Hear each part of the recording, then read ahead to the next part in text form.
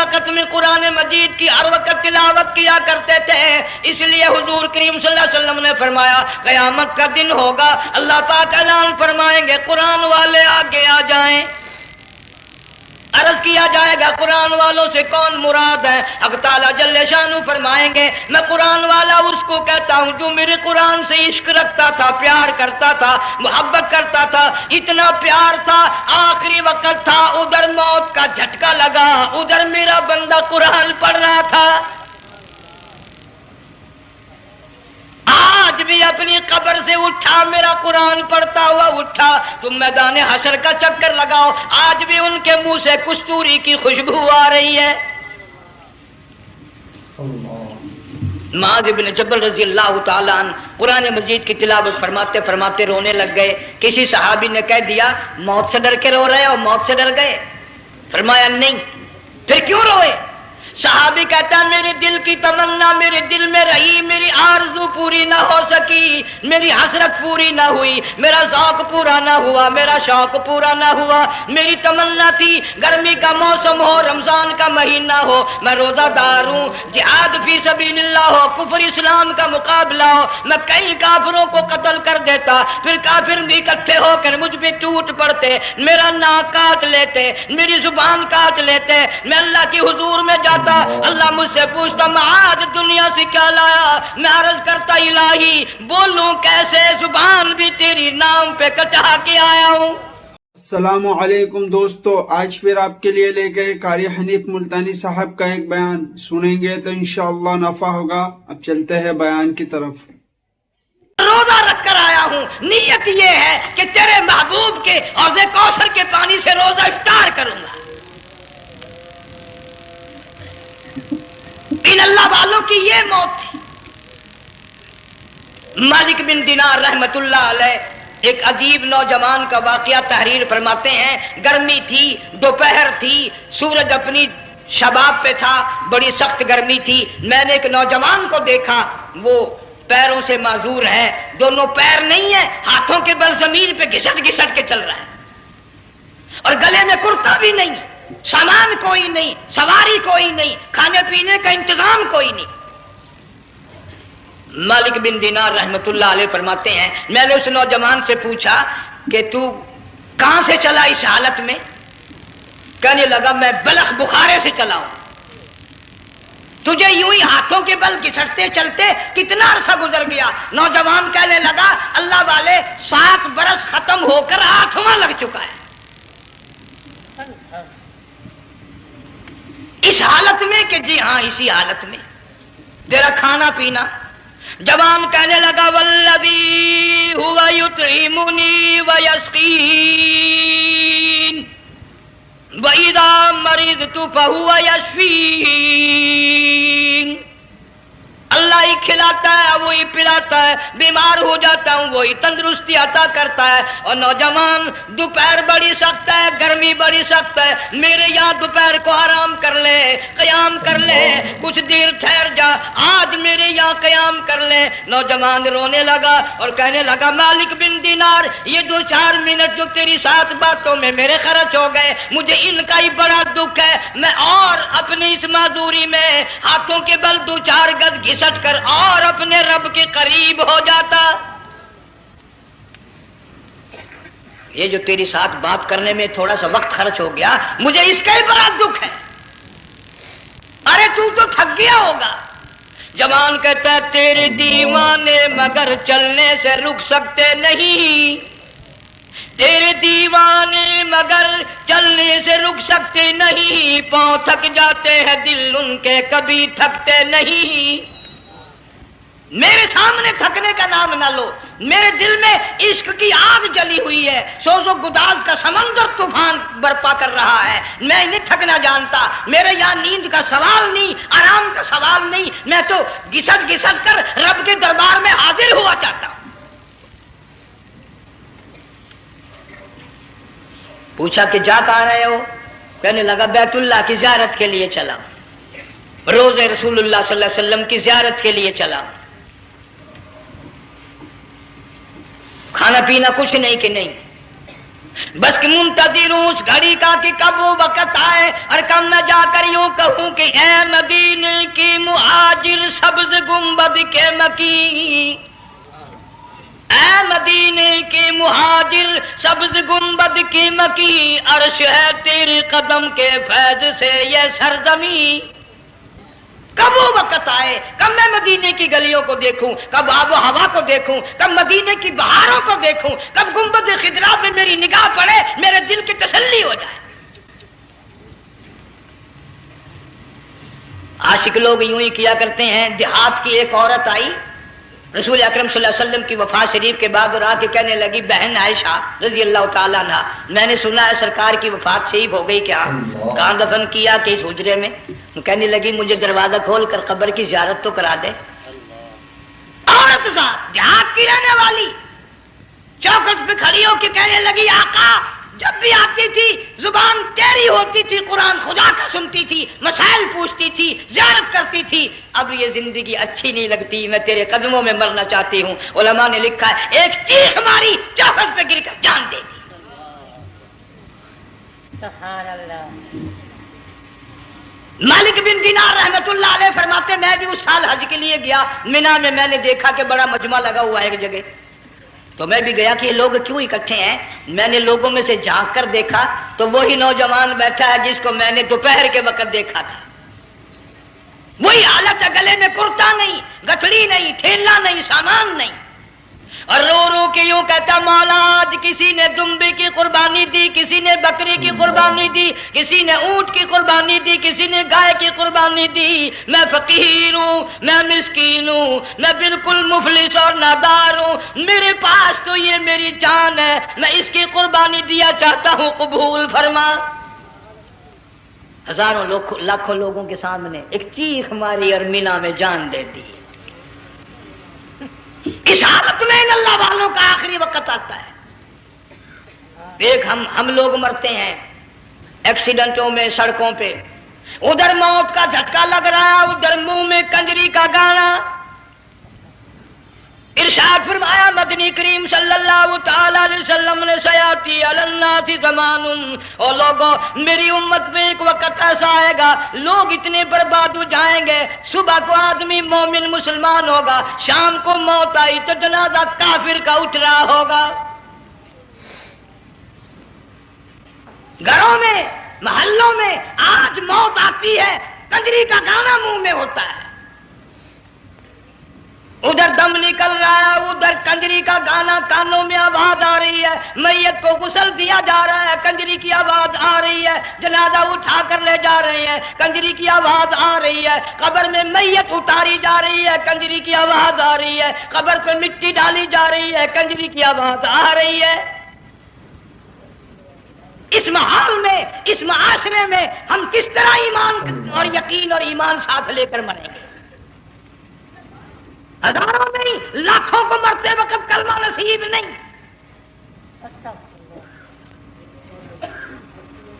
قسم دے کر پوچھو ماں مر رہی ہے کلمہ منہ سے نہ نکلا، باپ مر گیا منہ سے کلمہ نہیں نکلا، بیگم صاحبہ چل بسی منہ سے کلمہ نہیں نکلا۔ ہزاروں چلے گئے اور اپنے جانے کا پھر بھی یقین نہ آیا۔ تم نے کبھی سوچا تک نہیں، خیال تک نہیں کیا۔ ارشاد فرمایا مدنی کریم صلی اللہ تعالی علیہ وسلم نے اور لوگوں ابو ہریرہ رضی اللہ تعالیٰ عنہ سے پوچھا تو کیوں رویا؟ عرض کرنے لگا میرے آقا اتنی کمزوری کبھی نہ دیکھی، اتنی ضعیفی کبھی نہ دیکھی، اتنی ناتوانی کبھی نہیں دیکھی، چہرہ انور بالکل کمزور ہو گیا۔ آپ نے ٹھنڈا سانس لے کر فرمایا ابو ہریرہ تجھے معلوم نہیں موت بالکل قریب آ گئی، بالکل قریب آ گئی موت۔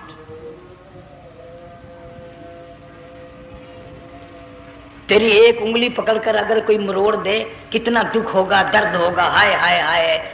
جنگ والوں کبھی تم نے سوچا نہیں 360 رگیں ٹوٹیں گی کیا حال بنے گا،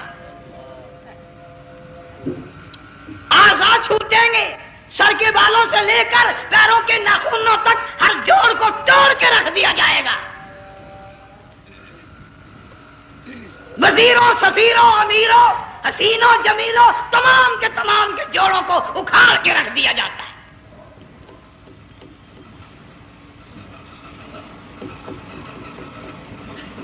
پروگرام تک نہیں مرد عورتوں کا کہ یہ دنیا کسی کی نہ بنی، قبر میں آخر جانا ہی جانا ہے۔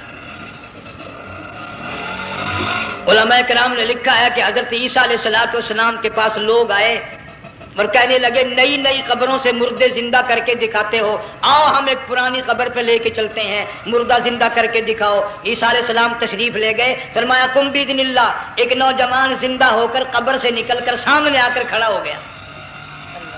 عیسیٰ علیہ السلام نے پوچھا تو کون ہے؟ وہ کہنے لگا میرا نام سام ہے، میں حضرت نوح علیہ السلام کا بیٹا ہوں۔ تو پیغمبر کا دماغ تو پیغمبر کا ہوتا ہے نا۔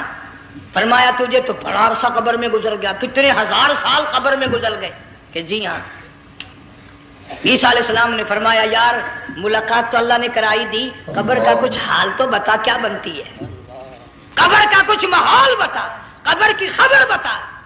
علماء کرام نے لکھا وہ نوجوان رونے لگا اور کہنے لگا عیسیٰ علیہ السلام تو قبر کی خبر پوچھتا ہے، قبر کا حال پوچھتا ہے، قبر کا ماحول پوچھتا ہے، قبر کا معاملہ مجھ سے پوچھتے ہو، آپ مجھ سے پہلے یہ کیوں نہیں پوچھتے کہ موت کا جھٹکا کتنا شدید ہے؟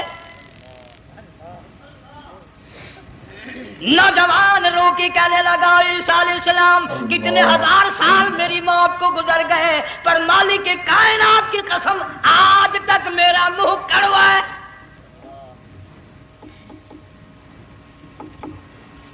اس لیے جنگ والوں لمبی چوڑی بات کہنے کا وقت نہیں، حالات نہیں، میں تو تمہیں اتنا سا پیغام دینے آیا، کھانے پینے کا زمانہ ہے، میں جانتا ہوں تم کیلے کھاتے ہو، تمہیں کیلے کا ذائقہ معلوم ہے، امرود کا ذائقہ تم کو معلوم ہے، انار کا ذائقہ تمہیں معلوم ہے، انگور کا ذائقہ معلوم ہے، انناس کا ذائقہ معلوم ہے، آم کا ذائقہ معلوم ہے، ہزاروں پھلوں کے ذائقے تمہیں معلوم ہے، ہزاروں مٹھائیوں کے ذائقے تمہیں معلوم ہے، ہزاروں بیکری کی چیزوں کے ذائقے تمہیں معلوم ہے، ہزاروں شربتوں کے ذائقے معلوم ہے، پر تم نے جنگ والوں کبھی بھی قبرستان میں جا کر قبر والوں سے یہ نہیں پوچھا او قبر والوں ذرا بتاؤ تو صحیح موت کا ذائقہ کیسا ہے؟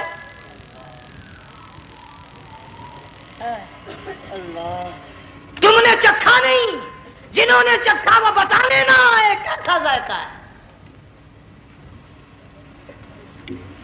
اس لیے قرآن کہتا کلا اذا بلغت التراقی وقیل من راق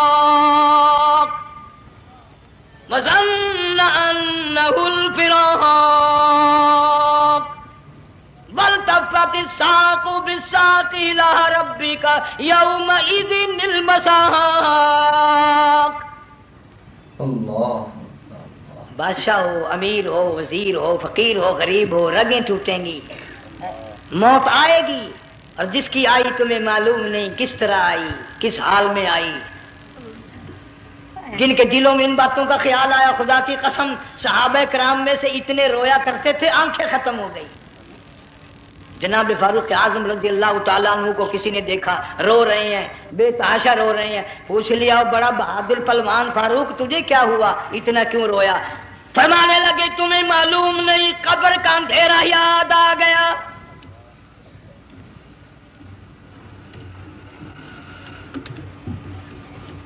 1,29,000 صحابہ کرام اس آخرت کے لیے قربانیاں دیتے آئے، اولاد کی قربانی دی، مال کی قربانی دی، جان کی قربانی دی، جو کرنا پڑا وہ کر گزرے، لیکن محمد عربی صلی اللہ علیہ وسلم کا دامن نہ چھوڑا۔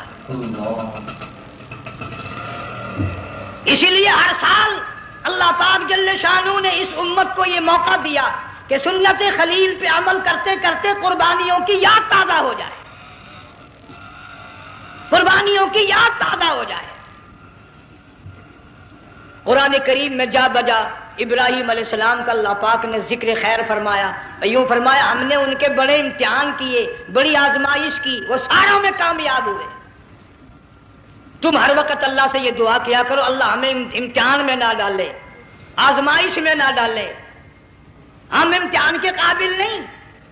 یہ ہمارے جو امتحان ہوتے ہیں ان میں نقل ماری جاتی ہے، تو اللہ امتحان لے گا تو نقل کیسے ماریں گے، کیسے کام چلے گا؟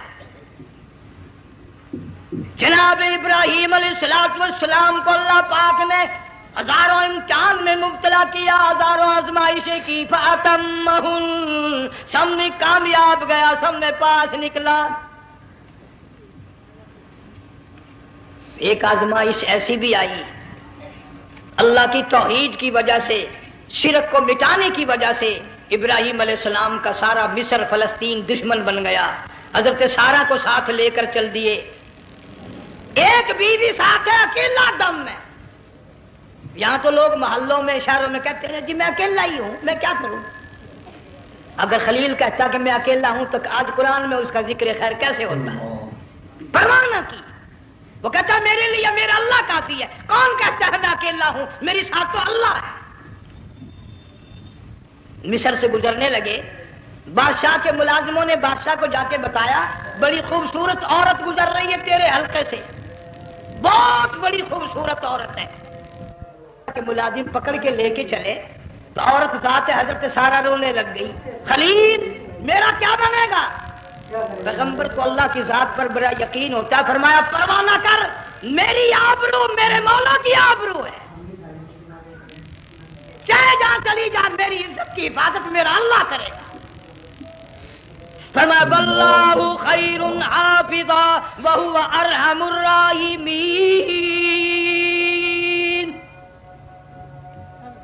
پرواہ نہ کر، میں اس کا پیغمبر ہوں، نبی ہوں، چیخا میں جلا اس کے لیے، سارے دکھ اٹھاتا ہوں اس کے لیے، میری عزت کی حفاظت وہی کرے گا۔ محل میں جا کر حضرت سارہ کو بند کر دیا، بادشاہ نے بلوایا ہے عزت لوٹنے کے لیے، بادشاہ نے پکڑوا کر منگوایا ہے آبرو برباد کرنے کے لیے۔ بادشاہ کا ارادہ ہے سارا کی عزت کو برباد کرنے کا، اور اللہ کا پروگرام ہے سارا ادھر آ، اس محل میں ایک معصوم بچی ہے جس کا نام ہاجرہ ہے، میں اس کو اتنا پسند کرتا ہوں، اللہ فرماتے ہیں اس کے پیٹ سے اسماعیل ذبیح اللہ کو پیدا کرنا چاہتا ہوں، اس کی نسل سے حبیب اللہ کو لانا چاہتا ہوں۔ آج تک کسی کی انگلی اس کی طرف نہیں اٹھی، سارا محل میں آؤ، اس کو آ کر ساتھ لے جاؤ تاکہ میرے ذبیح اللہ کی پیدائش کا معاملہ بن جائے۔ بادشاہ کا ارادہ ہے آبرو برباد کرنے کا، اللہ کا ارادہ ہے ہاجرہ کی آبرو بچانے کا۔ فرمایا وَيَمْكُرُونَ وَيَمْكُرُ اللَّهُ وَاللَّهُ خَيْرُ الْمَاكِرِينَ۔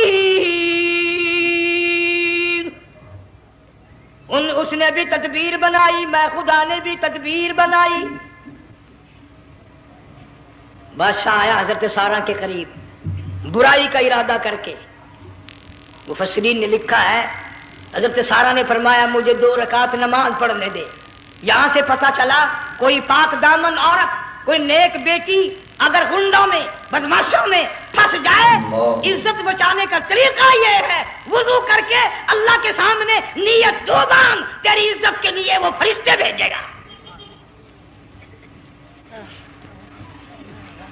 علماء کرام نے لکھا ہے کہ ایک جہاز سمندر میں چل رہا ہے، طوفان آیا، جہاز تختہ تختہ ہو گیا، کچھ لوگ غرق ہو گئے، ڈوب گئے، کچھ تختوں پہ بہ کر کے چلنے لگے، ایک عورت گود میں بچہ ہے، ایک حبشی نوجوان دوسرے تختے پہ بہتا ہوا جاتا ہے، اس نے عورت اکیلی دیکھ کر اپنا تختہ چھوڑ دیا اور بدماشی کے ارادے سے عورت کے تختے پہ آ بیٹھا۔ تم جنگ والے سوچ رہے ہوگے کہ ڈوبتے وقت بھی باز نہ آئے، یہ سیلاب آتے ہیں لوگ بدماشیوں سے باز آئے؟ ڈوب گئے مگر باز نہ آئے، بغیرتی لوگ کرتے ہی رہے۔ علماء کرام نے لکھا حبشی نوجوان نے عورت کا بچہ چھینا سمندر میں پھینک دیا، عورت روئی اور کہنے لگی میرے اللہ بیٹھی رہتی ہوں، عزت جاتی ہے، حرکت کرتی ہوں، ڈوب جاؤں گی۔ میں نے سنا ہے سمندر کی گہرائیوں سے تو نے یونس علیہ السلام کی سنی تھی، میں تو پانی کے اوپر بہ رہی ہوں، مولا میری آبرو بچا، میرا ایمان بچا، میری عزت بچا، تیرے سوا میری سننے والا کوئی نہیں، لا الہ الا انت سبحانک انی کنت من الظالمین۔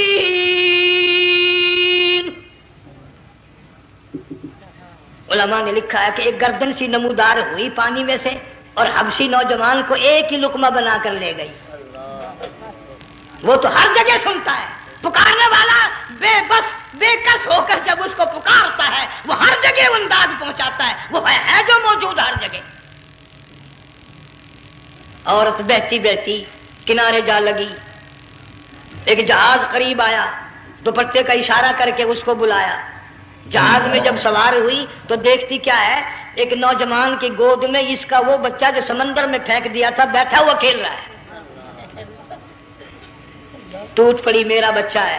لوگوں نے کہا تیرا کہاں سے آیا؟ ماجرا سنایا. اس طرح ہوا. جہاز کے کپتان نے کہا ہم جہاز لے کر آ رہے تھے، غیب سے آواز آئی جہاز ادھر کو لے آؤ ورنہ ڈبو دیے جاؤ گے. ہم جب جہاز وہاں لے کر پہنچے تو دیکھتے کیا ہے کہ ایک جانور کی پیٹھ پہ یہ بچہ بیٹھا ہوا کھیل رہا تھا. عزت بھی بچی، ایمان بھی بچا، بچہ بھی بچا. اور کوئی بچانے کے لیے تدبیر کرے جبھی نا. حضرت سارا نے نماز پڑھ کر بددعا کر دی. بادشاہ کے سارے بدن میں درد ہونے لگا. پیغمبر کا سارا گھر بڑا کریم ہوتا ہے. جب اس کو درد نے ستایا نا، کہنے لگا میں وعدہ کرتا ہوں تجھے کچھ نہیں کہوں گا، میرے لیے دعا کر دے. اب اگر کوئی جنگ کا ہوتا یا میں ہوتا کہتا دفع ہو، تیرے واسطے دعا کا دی. لیکن حضرت سارا نے پھر جولی پھیلا دی، مولا وعدہ کرتا ہے، بدماشی سے توبہ کرتا ہے، اس کو تندرستی عطا فرما دے. اللہ نے تندرستی عطا کر دی. وہ پھر کہنے لگا لو ایسی حسین عورت کب آپ آئے گی، پھر برائی کے لیے تیار ہوگی. یہاں سے پتہ چلا کہ یہ جو گنڈے بدماش ہوتے ہیں ان کی قسم کا بھی کوئی یقین نہیں. اگلے دن ایک آدمی نے قسم کھائی تو اس کے خلاف کرنے لگا. لوگ کہنے لگے کہ تو نے قسم کھائی تھی، قرآن اٹھایا تھا. اب کیا تھی گیا بل ڈٹھی ہوئی مسجد سی، پاٹیا ہوا قرآن سی. اگر ڈٹھی ہوئی مسجد سی تو پاٹیا قرآن سی. قرآن کے لا پورا سی جڑا میں چاہیا، مگر اسے یہ معلوم نہیں کہ تو نے تو پاڑیا قرآن اٹھایا، ڈٹھی ہوئی مسجد میں اٹھایا. خدا کا جب غضب آئے گا تو وہ ادھورا نہیں آئے گا، وہ ادھورا نہیں آیا کرتا. 3 مرتبہ اس بادشاہ نے حضرت سارا کے ساتھ ایسا کرنے کا ارادہ کیا. پھر دعا ہوئی، پھر بد دعا ہوئی، پھر دعا ہوئی، پھر بد دعا ہوئی. آخر کار کہنے لگا اپنے ملازموں کو کہ ہوئے بدماش ہو، عورت کے روپ میں کسی بلا کو پکڑ کے لائے ہو، کسی جن بھوت کو لے آئے ہو. اور کہنے لگا تو چلی میرے محل سے جلدی چلی جا. اور جاتی جاتی وہ کہا کہ یہ تیری خدمت کیا کرے گی، یہ بچی میرے محل میں ہے، اس کو ساتھ لے جا. حضرت سارا کو ہاجرہ کو ساتھ کر دیا. سیانی ہو گئی، حضرت ابراہیم علیہ السلام سے نکاح کر دیا. اسماعیل علیہ السلام پیدا ہو گئے. اللہ میاں جب حضرت ابراہیم علیہ السلام چومتے ہیں، چاٹتے ہیں، ماتھے پہ بوسے دیتے ہیں، اٹھاتے ہیں. پیغمبر کا بیٹا، خود بھی نبی اور آل میں آنے والا نبی، کالی کملی والا صلی اللہ علیہ وسلم، کتنا حسین چہرہ ہوگا. اللہ میاں نے پھر آزما لیا. حکم دیا کہ اس ہاجرہ کو، اسماعیل کو، دونوں ماں بیٹوں کو وہاں چھوڑ کے آ جہاں سینکڑوں میل میں پانی کوئی نہیں، آدمی کوئی نہیں، رستہ کوئی نہیں، گھاس کوئی نہیں، پتا کوئی نہیں. جہاں بیت اللہ ہے یہاں کے بارے میں حکم دیا چھوڑ کے آ. اور اگر آپ کو نیند نہیں آئی تو مزہ آئے گا. اللہ نے یہ فرما دیا، بتانا نہیں ہے کہ میں نے حکم دیا ہے. خدا حافظ نبی نہیں کہتا اپنی بیوی کو. آج لوگ ہر بات میں کہہ دیتے ہیں ہمارے پیروں کو پتا کل کو کیا ہوگا، ہمارے فقیروں کو پتا ہے پرسوں کیا ہوگا. اور بڑی مدت کی بات ہے، یہی موسم تھا، چماسا گرمی تھی، انارکلی لاہور سے ہم کئی ساتھی گزر رہے تھے. فٹ پاتھ پہ بیٹھا ہے ایک ملنگ، چاروں طرف لوگ کھڑے، بڑا مجمع. کافی دنوں کی تو بات ہو گئی. ہاتھوں کی لکیر دیکھ کر لوگوں کی تقدیر بتا رہا تھا. کسی کو کہتا تھا تجھے بڑی اونچی پوسٹ ملے گی، کسی کو کہتا تھا تیری شادی بڑی فرسٹ کلاس لیڈی سے ہوگی. وہ بابو تو کوڈا ہی ہو جاتا تھا، لیڈیوں پہ بڑے مرائے یہ لیڈے. کوئی کام نہیں، رات دن بس لیڈیوں کے پیچھے ہی پھرنا ہے.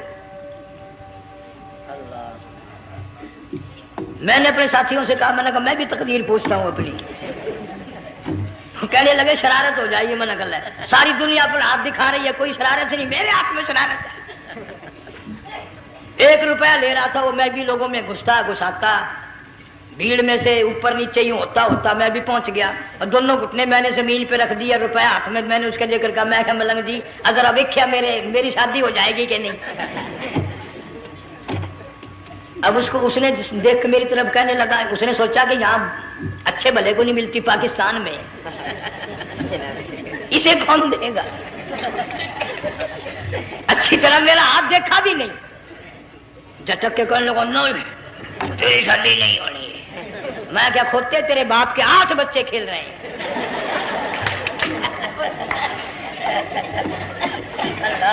یوں ہی عقیدے بگڑ جاتے ہیں لوگ۔ ہمارے پیر کو پتا، فقیر کو پتا، کسی کو پتا نہیں ہے، کوئی نہیں جانتا۔ فرمایا وما تدری نفس ماذا تکسب غدا، کوئی نہیں جانتا کل کیا ہو جائے گا۔ وما تدری نفس بأی ارض تموت، کوئی نہیں جانتا زمین کے کس ٹکڑے پہ موت آئے گی۔ ان اللہ علیم خبیر، ایک اللہ کی ذات جانتی ہے۔ حضرت ہاجرہ اسماعیل علیہ السلام کو چھوڑ کر چل دیے، نہ خدا حافظ کہا، نہ کوئی تسلی دی، تھوڑی سی کھجوریں، تھوڑا سا پانی، ختم ہو گیا۔ ابراہیم علیہ السلام جب دور نکل گئے تو حضرت ہاجرہ نے دیکھا یہ تو چلے گئے، کھڑی ہو کر آواز دی اے میرے ابراہیم، مڑ کر نہیں دیکھتے۔ جنگ والوں، اللہ کا پیغمبر اللہ کی اجازت کے بغیر اپنی بیوی کی طرف نہیں دیکھتا، گھر والی کی طرف نظر اٹھا کر نہیں دیکھتا۔ ایک تم ہو، چٹی داڑھی، بڑھیپا، کالے برقعے والی نظر آ جائے نا، آگے بھاگ کر بڑے نہیں آتے ہیں۔ کہاں جانا چاہتی ہیں آپ؟ تیری ماں لگتی ہے آپ چلی جائے، تو یہ کیا ہوا؟ یہ کالے برقعے پہ مرتے مرتے مرتے مرتے مری گئے۔ ایسا عجیب تماشا۔ وہ لاہور پلیٹ فارم پر پھر رہی تھی نا ایک لیڈی برقع اوڑے، آ گیا ایک لیڈا، کہنے لگا سیب والا پلاؤ، نے کہا لے آئے، نے کہا واہ واہ کام بن گیا، اسے وہ نپ لے آیا۔ تھوڑی دیر کے بعد کہنے لگا میرے خیال میں پھینٹا بھی ہو جائے، نے کہا لے آئے، نے کہا سبحان اللہ پکا کام ہو گیا۔ اسے منپ بھی پی لی، پھینٹا بھی ڈکار گئی۔ تھوڑی سی دیر کے بعد کہنے لگا سیب لے آؤں، وہ لے ہی آیا سیب، کہ آپ کے لیے میں سیب لایا ہوں آپ کھائیں۔ کہنے لگی نہیں آپ کھائیں۔ اس نے سوچا ہو میری بھی محبت ہو گئی ہے، سیب کھانے کے لیے مجھے بھی کہہ رہی ہے۔ جب اس نے اصرار کیا نا کہ میں تو تیرے لیے لایا ہوں، کھا تو صحیح، کہنے لگی کیسے کھاؤں، میرے منہ میں دانت ہی نہیں ہے۔ اب پتا چلا اسے کہ صبح سے میں تو پرانے پپی کے پیچھے چل رہا تھا۔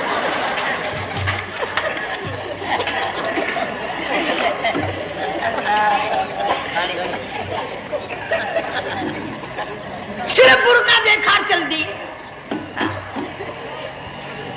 یہاں پیغمبر اپنے گھر والی کی طرف نہیں دیکھتا۔